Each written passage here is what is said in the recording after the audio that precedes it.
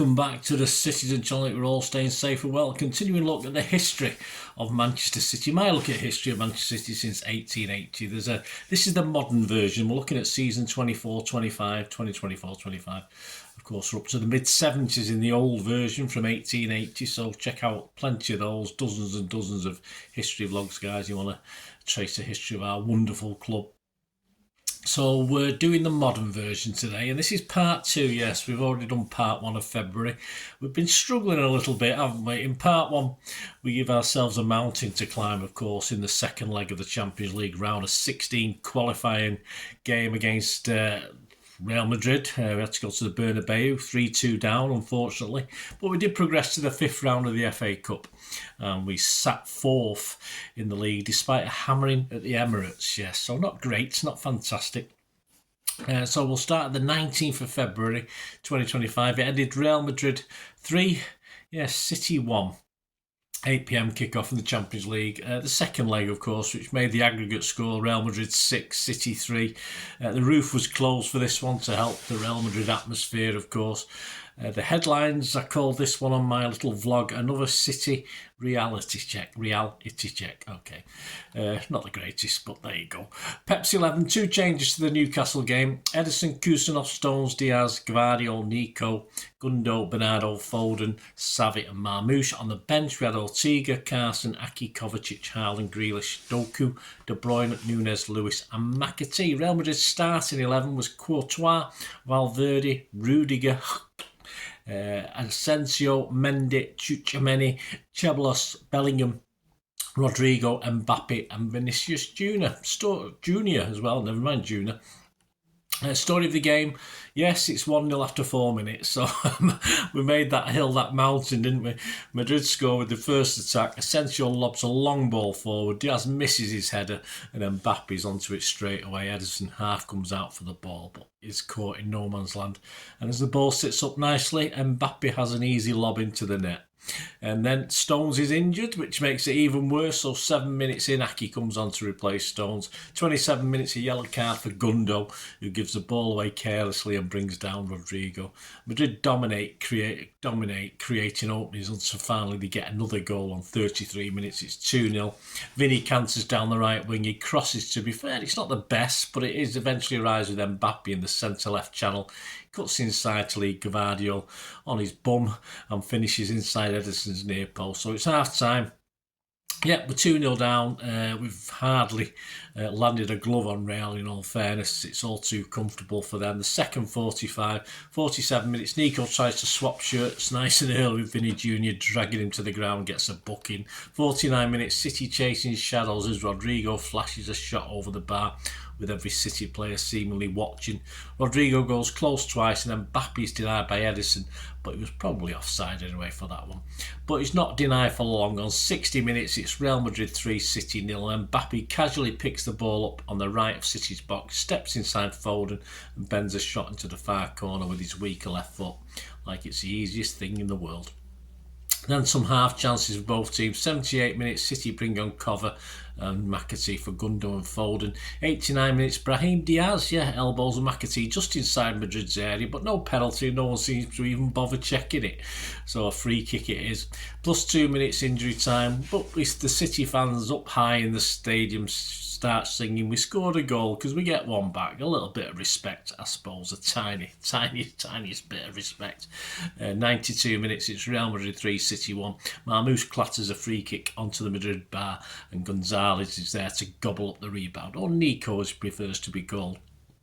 Sum up, less than 12 months ago, we were unlucky to go out to Madrid. Now it's so easy for them. We have too many problems and Pep has no apparent answer just yet. We have players out, players on the pitch not 100% fit, players trying to bed in, and players who just appear to be past their best. It's as simple as that. And we've got Liverpool up next. Anyway, the stats from this game: Real Madrid 15 shots, 8 on target. City 12 shots, 4 on target. We had 52% possession. We had 528 passes to their 494. Our pass accuracy was okay, 91% to their 88. 9 fouls each, 1 yellow for them, 2 for us. Man of the match? Nah, I didn't really think of one. I thought McAtee was our best player. He was only on the pitch for 17 minutes, which was pretty sad, really. Some headlines: the I newspaper back page 3 and easy. Inside Nick Sabanik, Mbappe masterclass eases Meek City out of the Champions League. The Daily Express back page: Jeremy Cross in for the kill. Inside King Killian wears crown. Bernardo got a 7 rating in this game from Jeremy. The Guardian back page: Sid Lowe over and out. Inside Mbappe's shreds sorry City, hope to underline Madrid's superiority. Daily Mail back page: Jack Gorn, Mbappe magic. Inside Oliver Holt: City cut to pieces as merciless Mbappe ushers in the end of an era. Diaz and Gundo both rated as 6. That was the top ratings. Daily Mirror: Jeremy Cross back page: Killjoy. Yeah. Inside, does he not think of other ones, Jeremy? Inside, battered by Real. That was okay. Our local paper, the Manchester Evening News, the back page: Real kill off Blues. Inside, Simon Pekowski: it's a real reminder that City can't run on memories. Previous Real defeats hurt me more, said Pep. This is just as painful for me. All 5s as far as the player ratings, apart from Gundo, who got a 4. On to the 20th of February 2025.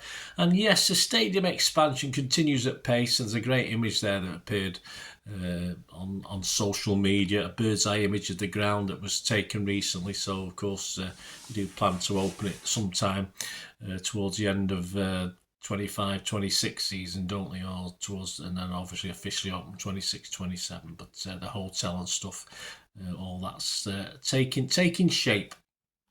On to the 23rd of February 2025, it ended City 0, Liverpool 2. Yes, champions in waiting, no doubt. 23rd of February, 4:30pm kickoff, match day 26. My headline: Pep's Blunt Blues. Pep's 11, 4 changes to that Real Madrid game. Edison, Lewis, Kusanov, Aki, Gvardiol, Nico, De Bruyne, Xavi, Foden, Doku and Marmoush. On the bench: Ortega, Diaz, Kovacic, Grealish, Gundo, Bernardo, Heiss, Nunes and McAtee. The Liverpool starting 11: Alisson, Alexander-Arnold, Konate, Van Dijk, Robertson, Gravenberch, McAllister, Jones, Szoboszlai, Salah and Diaz. Story of the game: sum up, 14 minutes. Lewis made a bit of an error, a bit of a rick. He engaged reverse when under pressure and he should have really either put the ball out or tried to find someone and lost it. And of course, it ended with a corner for Liverpool. And from the resulting corner, on 15 minutes, a training ground set piece by Liverpool works beautifully. A low hit corner by McAllister to the front of the 6-yard box.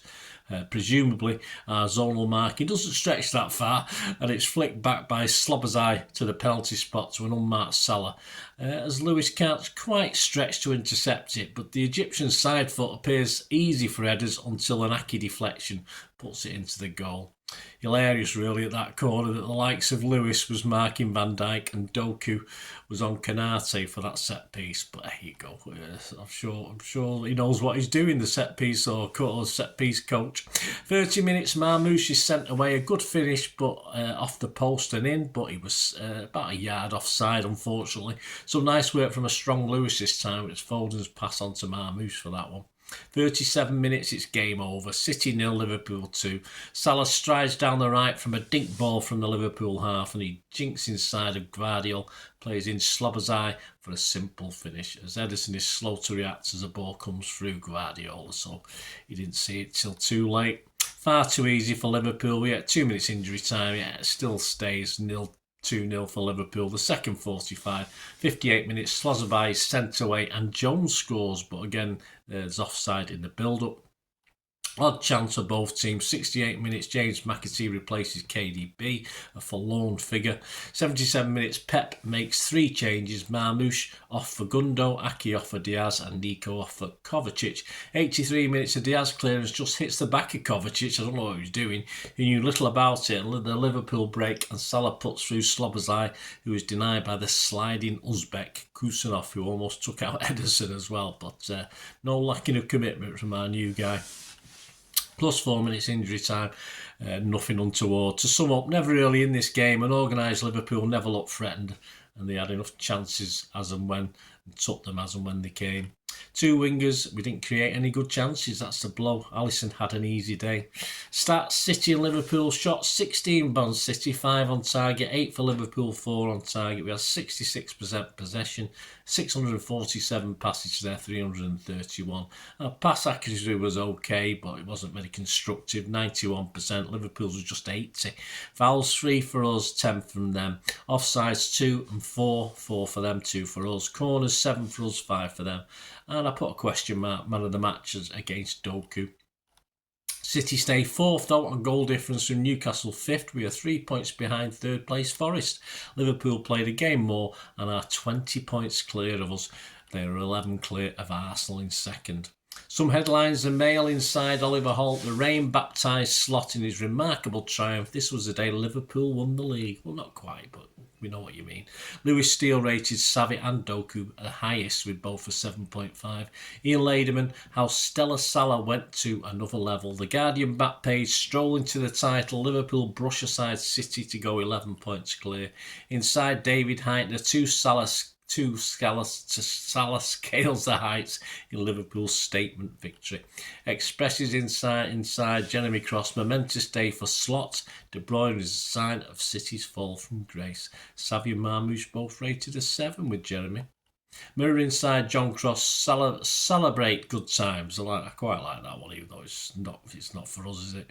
Chris McKenna, Pep's great side is now in decline. It's probably correct. I think even Pep's mentioned in a press conference at the end of February that the old City's gone now. On with the new City. Edison and Marmoush got 7 out of 10s. Our local rag, the Manchester Evening News back page, Deja Blue. Inside Simon Pekowski, City follows same script in season to forget. Doku rated a 7. Joe Bray, we were the match for champions elect. How the mighty fall. Simon Pekowski, Pepsi's bright future for his brilliant Blues. And on to the last full game of this month, 26th of February 2025. A difficult one, but we came away with a victory. Yes, at last. Story of the game: Spurs 0, City 1 on the 26th of February, 7:30pm kickoff, match day 27. Headlines for this one: Pep's Jekyll and Hyde Blues. Pep's 11, 4 changes to Liverpool, an average age of 24 with his starting 11. Edison, Nunes, Kusanov, Diaz, Gvardiol, Nico, Kovacic, Savi, Marmoush, Doku and Haaland. On the bench: Ortega, Aki, Grealish, De Bruyne, Gundo, Bernardo, Foden, Lewis and McAtee. Mr. Postecoglou also started with a fairly young 11, and some names were kept on the bench, which we were happy about because they always turn into prime Maradona or Pele when they play us. But anyway, the starting 11 included Vicario, Porro, Gray, Danso, Udogie, Bergvall, Bentancur, Maddison, Johnson, Tell and Odebert. And on the bench you had players like Son, Werner, Kulusevski, Bissouma, have always done damage to us. A guy who's been playing really well for him as well, a young guy called Spence, but and has his own way of doing it, as does Pep, of course. First half, the good, of course, say Dr. Jekyll, the first half. Erling fluffs an early chance, but on 12 minutes it's 1-0 for City. Doku glides inside the area from the left and threads a ball along the box. Dissects 5 white shirts. There was the slightest of deflections to find Erling Haaland, so he didn't get the assist. He was unmarked, stays just on side on his hand for a calm side foot finish into the bottom corner, and that was Haaland's 20th league goal of the season. It followed smart play across the diagonal of the pitch, right to left, with Savi and Haaland initially involved, then rolled onto Nico, who supplied Doku. City dominate proceedings for the most of the next 28 minutes or so. 28 minutes, Savi misses an easy chance, hitting it over. Haaland should have done better and won before Spurs see Edison tip it over from distance just before half time, so a bit of a warning for City. We get 1 minute injury time, but we go in 1-0 up. Really, City should be 2 or 3 ahead. Spurs will surely not be as poor again in the second 45. And Postecoglou has some more experienced players who do well against City to come off the bench as well. The second 45, the Mr. Hyde element. It's 52 minutes, Doku high and wide, then it almost is all Spurs, as yes, they look a different animal. Odebert fails at the back post. Bentancur heads a chance straight at headers.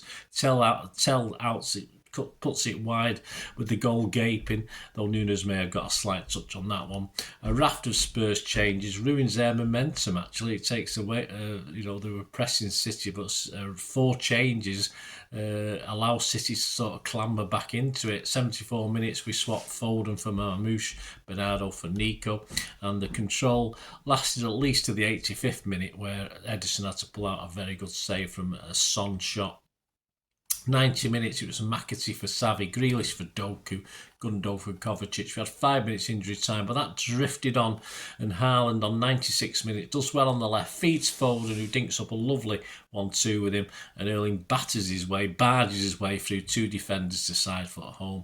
Nope, it's a VAR check that takes forever. Gillett, the referee, has given a handball against Haaland, though his view wasn't great, and despite 2 arms from Spurs players in the build-up as definite arms from them, it's the top of Erling's arm that's given against us. And VAR can't see anything to overturn the on-field decision. Then again, they couldn't see anything to prove you're right. So send him over to the monitor. Very confused with VAR what it did there.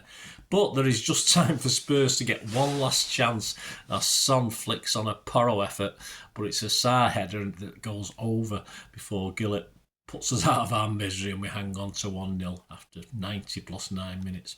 Sum up, yes, Jekyll and Hyde City, a real tale of 2 halves, as City could have been out of sight in the first half, and yet Spurs will be disappointed not to get at least a draw or even a win, as City had no clue for most of the second half. No control, no possession, chalk and cheese from Pep's boys, all the superlatives, and no change by Pep till later on after we'd given up a handful of chances for Spurs. The stats: Spurs 11 shots, 6 on target. City 12 shots, 5 on target. Probably in each half that was most of those. Possession 45% for City. We're in the minority there. We're Spurs 512 passes to our 412. Our pass accuracy was only 87, as was Spurs. 12 fouls by them, 15 from us, and they got 3 yellow cards, so it was probably a bit kind. Man of the match, I think I went for Doku, and I think most of the papers did. That leaves Spurs 13th on 33 points from 27 games ahead of United on goal difference. City back in 4th, a point behind Forest, who drew at home with Arsenal. City 7 points behind Arsenal now. A Liverpool win over Newcastle takes them 13 points clear of Arsenal. Some headlines, and of course Haaland dominated these, despite another player that I've just mentioned getting mainly the man of the match. Guardian inside David Heitner, Haaland returns and strokes in to guide City into the top 4. The eye paper, James Gray, Haaland put some pep back into City's title race for Champions League spot. Doku was his player of the match. Daily Mail, Matt Barlow, Haaland's back with a bang to heal scars for Pep. But again, man of the match was Doku with 8.5. The Mirror inside Mike Walters, Haaland's Euro Spurs City star back with a bang as he fires Pep back into top 4. Doku again, highest rating with an 8. The Express, Mike Walters, a great haul. Erling hits his 20th league goal of the season to sink sleepy Spurs. Again, Doku rated an 8. The local rag, the Manchester Evening News, a back page. Earl's Court, inside Tyrone Marshall, City showed quality and character to see it out. And Joe Bray rated Edders, Doku and Haaland all an 8 out of 10. On to the 27th of February, almost the penultimate day of the month, and of course Argentinian star who's been playing over in South America, Echeverri, arrives and joins the training. Will we get to see anything of him? We'll have to see. We'll have to see next month if we get to see him in March. But Pep's hinted probably not. But yeah, it'd be a shame because he's really showed up really, really well in the South American competition. He's just been playing over there. So it'd be nice to see him get just a couple of goals off the bench perhaps. But Pep will be Pep, won't he? So there you go, guys. That's February. Join me for March. Only 3 games in March, so it'll only be a one-off. It'll only be a 1 of 1 on March, which is unusual this day and age, with City games usually thick and fast. But now we're out of Europe, of course. We'll have less games to worry about generally. We hope to take a big step, of course, in March for top 4. A tricky trip to Forest before a home game with Brighton and an international break. So hoping we can do that. And of course, it's round 5 of the FA Cup where we welcome Plymouth to the Etihad and their 7,800 fans. And we hope to win that. And as I say, hope to win that home game with Brighton as well before that international break takes us around to April. So April, let's hope there's no April Fools. There you go, guys. Hope you enjoyed that. Leave us your comments, any memories you've got. It'd be great to have them. Contact me through my socials. And of course, if you do like what I try and do on this channel, it'd be much appreciated. There are ways of supporting me, and some just a little bit of your time to watch stuff. And if you need to, if you want to help me out going forward and support the channel, what I do, please stay watching and listening. I hope you enjoyed the feature, and yeah, if you can support me through the subscription, if you can subscribe, guys, that'd be wonderful if you've not already done so. We do actually have memberships at the moment, just 99p a month, so you get access to all my city stuff, including all the history vlogs, dozens and dozens not been published yet that you get immediate access to, and every time I do a edit and do a vlog, you get immediate access to it as well. So you can have a copy of scripts as well if you want any hard copy of the sort of things I do on matches and teams and managers and players, etc., etc. So if you can join the membership, that'd be wonderful. We do fine. And yeah, if you want to support the channel just by watching the ads, that helps. Watch the ads, let them play through while you just have to check your phone or something, let it play out. And of course, if you follow any of the links, that always works as well. If you follow a link to one of the ads and you fancy something, I've done it myself. I've followed a link and actually purchased something from another organisation. But it can happen. It can happen. Not all ads are stuff you're not interested in. And of course, if you can give us a like, guys, that would be absolutely fantastic. All likes are much appreciated. Anyway, thanks for watching. Until the next time, of course, I only ever ask one thing, don't I? Please, I ask you all to stay safe, especially you Blues. Until the next time, come on, City. Bye for now.